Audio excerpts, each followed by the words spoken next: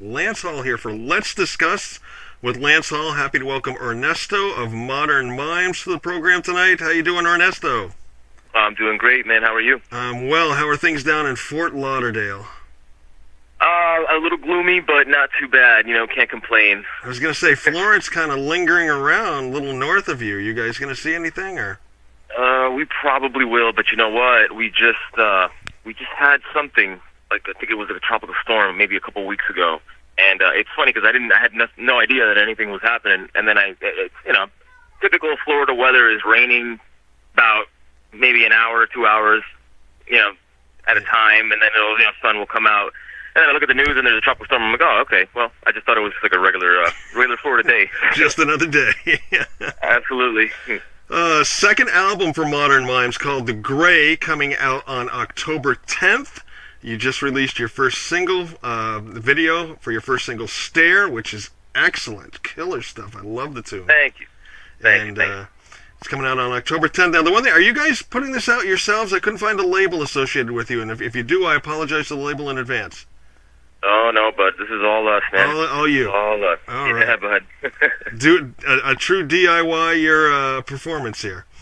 I'll tell you what, man, it's harder than it seems. Yeah, absolutely. The video is awesome. First thing I want to do, can you tell me the young lady that comprises the other half of Modern Mimes? I don't even want to attempt her name. So her real name is Ariani, okay. But she goes by Adi for short, just to avoid any kind of confusion. But then again, it's hilarious because that can actually bring some more confusion. So don't worry, you're not the only one. Okay. So we're gonna call her Adi for short. Yes, sir. Okay. Voice is excellent, and the song is really, really good stuff. You guys sort of have labeled yourself as sort of like a future goth, and it just had a great classic but new sound, that I got from it. I thought it was really cool.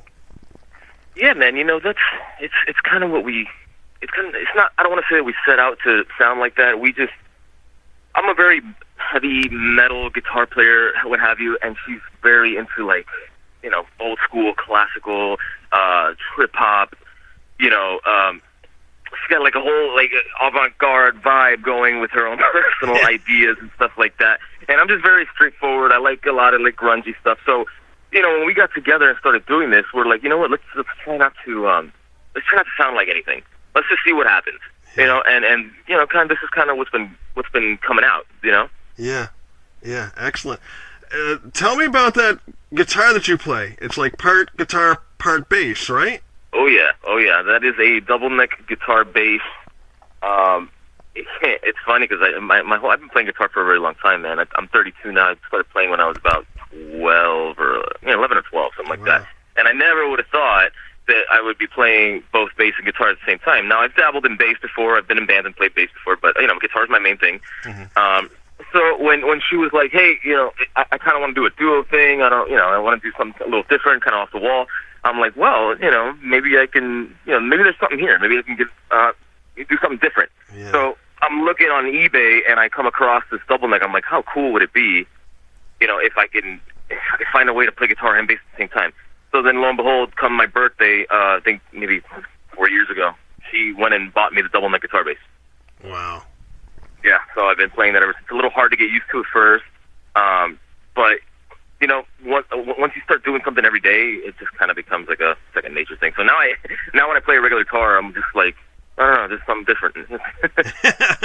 Well, speaking as someone who can't play any instruments, the only thing I can play is CDs, which I do very well. Well, you know what? I'm actually that's very impressive. That you can play CDs. I can play CDs very well. Yeah. And most of the artists say that's great. We need you to do that.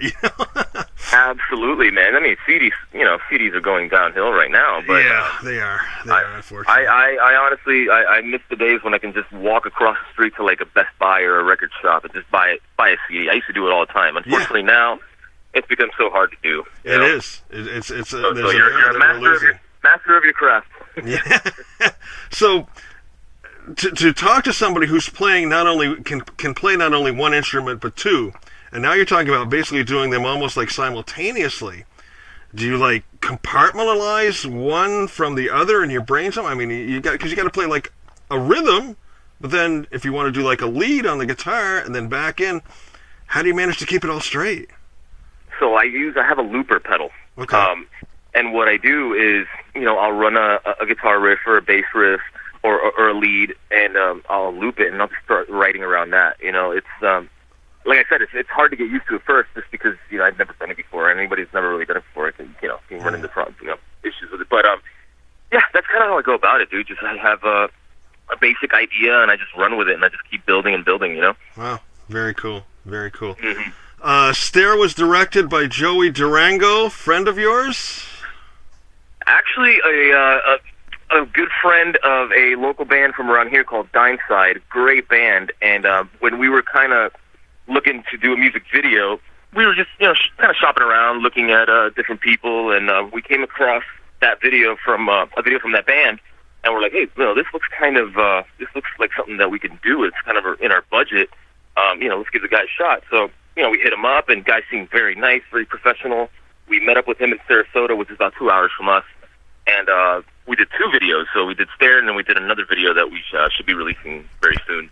Excellent. Very cool. Oh, yeah.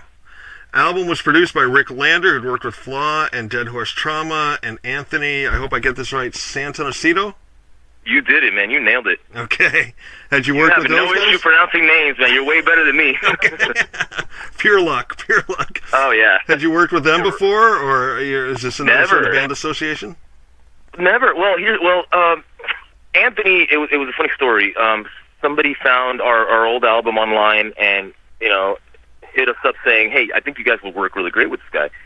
We looked him up, we did our research, and then, I liked what I heard, so I gave him a buzz just to feel him out. Guy's in Texas. He's got a studio in New York as well.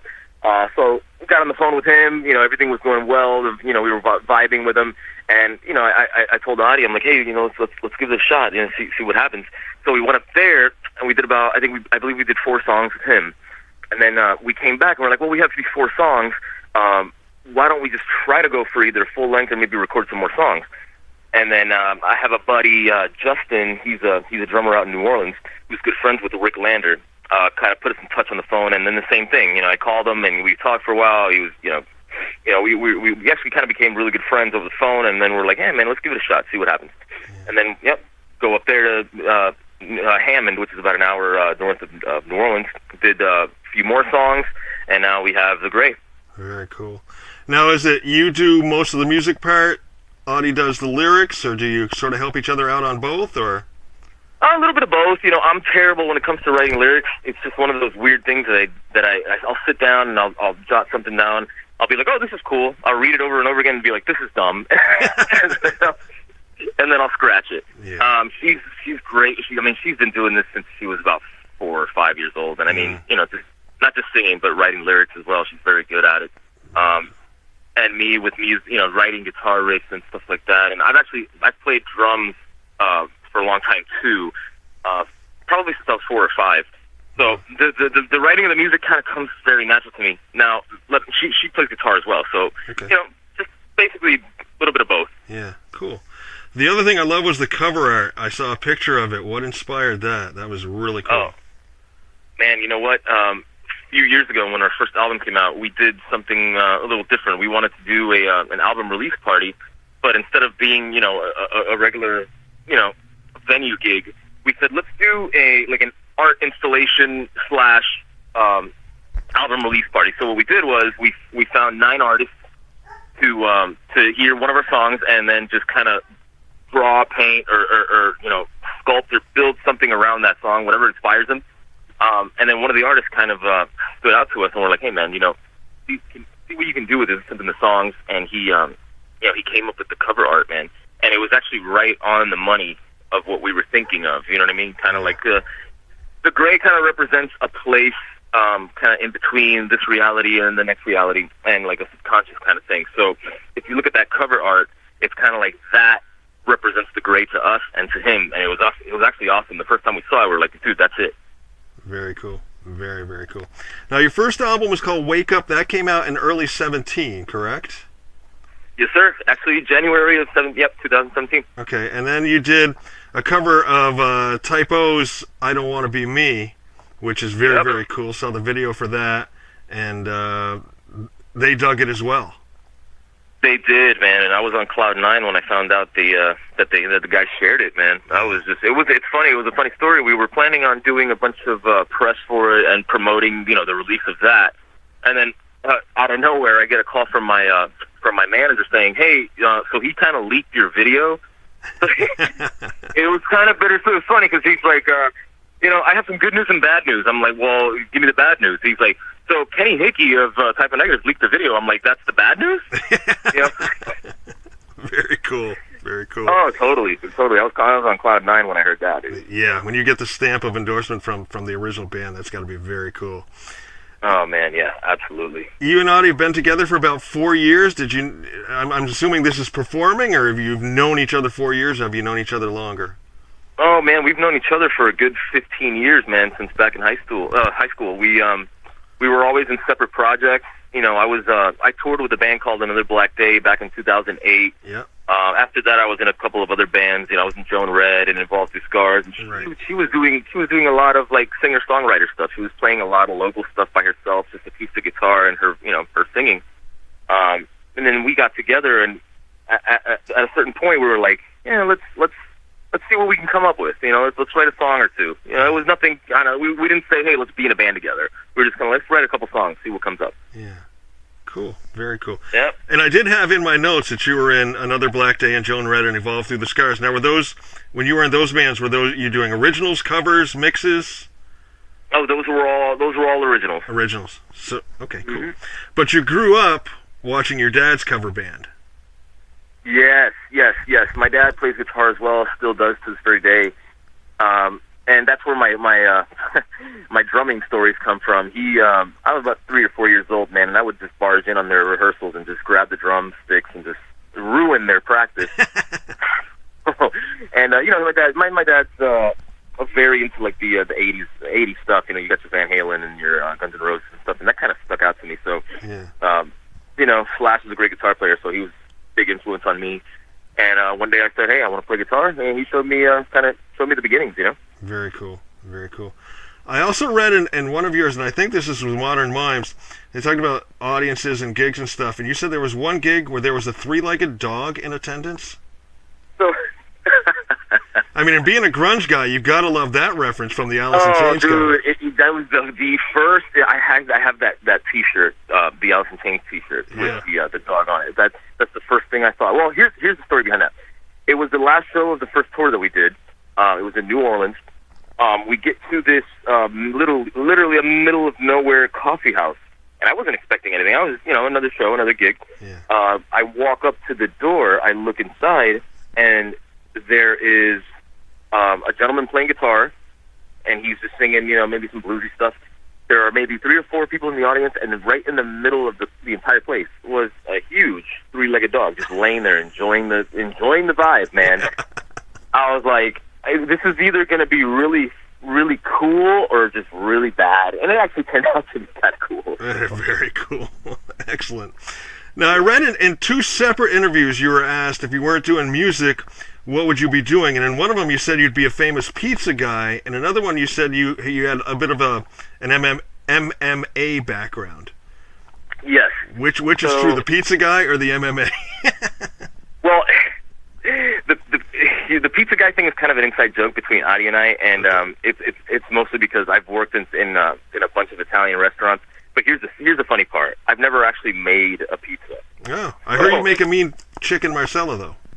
I do. I really do. That's probably the only thing that I know how to make really well. But it's one of those weird things where like I can't make. I burn toast, but I can make one hell of a chicken marsala for some weird reason. I don't know. It's just something I learned just over the years. Seeing people making it over and over again. Yeah. And then the MMA thing. I grew up taking Kempo. I took Kempo from age 5 to about age 13 or 14.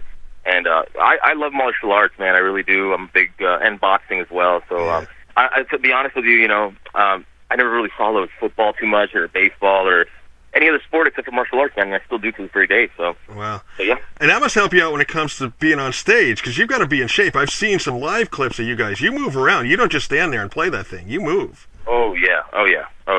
Yeah. I definitely try to stay in as much shape as possible, man. You know, it's hard when you know, I work a full-time job and I do the band thing, and that takes up a lot of time. So I literally have to make as much time as I can to you know, to take care of myself and hit the gym and you know, do some cardio and stuff like that. So, but yes, definitely a necessity for me to play that double neck. That thing weighs a ton. It really does. Yeah. I would say it's a good 60 pounds on my shoulders. Wow, very cool. Oh yeah. Talking with Ernesto, one half of the Fort Lauderdale duo Modern Mimes, their new album, or second album, The Gray. It's brand new, coming out on October 10th. Want to point people in a direction, probably to the website, www.modernmimes.com. Any other place? CD Baby was the other place? Yep, CD Baby. We're going to have the stuff on iTunes and, you know, pretty much everywhere, man. Very cool, very cool. So once the album comes out, any bit of a tour planned or anything like that? Tour is definitely in the works. We try to plan out the tour maybe 5 to 6 months in advance, so that's where we're at right now, just the planning stages. Very cool, very cool. If you could like hook up on a dream tour, who would you like to go out with? Oh, dude, Typo Negative, man. Yeah. Even more so now, you know what I mean? So. Yeah, very cool. It's funny because this is not so much funny, but sort of ironic. I stumbled across you guys, well, through Shauna. I got the email on you guys. I played the video for Stair, and I was like, holy cow, this is great. I have been friends with another male-female duo up in New York City called Villains, with Jessica Lauren and Kareem Devlin, who had played with Lady Gaga for a while on guitar. Absolutely. Yeah, just, you know, and I'm thinking you two should hook up. You two bands go out there, you know, as duos. That'd be awesome. Yeah. That would be awesome, man. That would be awesome. All right. Ernesto, I always like to end with just some fun questions. I'm hoping these are questions you've never even been asked before. Sound good? Oh, man, I can't wait. All right. First car you ever bought with your own money? Ford Focus. Okay. And I regret it. I regret it every day of my life. Favorite toy growing up as a child? Ooh, that's a hard one, man. That's a really, really hard one. I would have to say I had a Batmobile toy that I think I was about 2 or 3. And it's funny that I remember this. And I used to literally just ride it around my entire house, breaking everything. Very cool. True story. Do you have a favorite saying or a favorite catchphrase that you always go to? Man, you know what's funny? I'm gonna have to pull this one from Audie. She likes to finish every email and every message and everything she says on social media or any kind of interview. She always says, "Cheers, love and light." Nice. And I always kind of found that cool. Yeah, I guess like her own little thing. And while I've never really asked her, "Hey, what do you mean by that?" I kind of get it in a weird sense. Yeah, very cool. Given your choice of household chores, dishes or the laundry? Laundry. Okay. For sure. Would you rather be stranded on a desert island alone or with someone who never stops talking? Alone, please. Right. I'd love to be there right now. Actually, like any time. Just as long as I don't have to work. Okay. Last one, and this is the one we usually have the most fun with. If they were to make a movie of your life, who would you have play you in the movie? What actor? And it's your movie, your life. You can pick anybody. Ooh, I would probably. You know what's weird? I get a lot of people saying that I look like Christian Bale, and I don't see it. Okay. So it would either be him or it would probably be Robert Downey Jr. Just because I think he's a great actor. Yeah, absolutely. Love the Iron Man series. Good stuff. Oh, absolutely. Mm-hmm. Ernesto, I thank you for taking the time to chat with me tonight for Let's Discuss with Lance Hall. Once again, Ernesto from Modern Mimes. Their second album, The Gray, coming out on October 10th. You can get it on their website at www.modernmimes.com, iTunes, CD Baby, everything else. Is there anything we didn't talk about tonight that you would like to chime in on here right here at the end? No, man. Just I think we covered everything, man. Just everybody stay tuned. We got a lot of stuff coming up, and we'd love to hear from everybody. So feel free to shoot us a message. You know. Yeah, you guys are all over social media: Instagram, Twitter, Facebook, everywhere, right? Absolutely. Cool. Second video, when's that going to be released? Is it around the time of the release of the album? Yeah, I want to say maybe like a week or so before, so possibly like October, around October 5th. Excellent. Best wishes and best of luck to you and Audie as you take this thing going forward. I really hope it does something for you. If the rest of it's anything like Stair, it's going to be awesome because I love that tune. Thank you very much, man. I appreciate you, brother. Take care, Ernesto. You too. Have a good one. Bye-bye.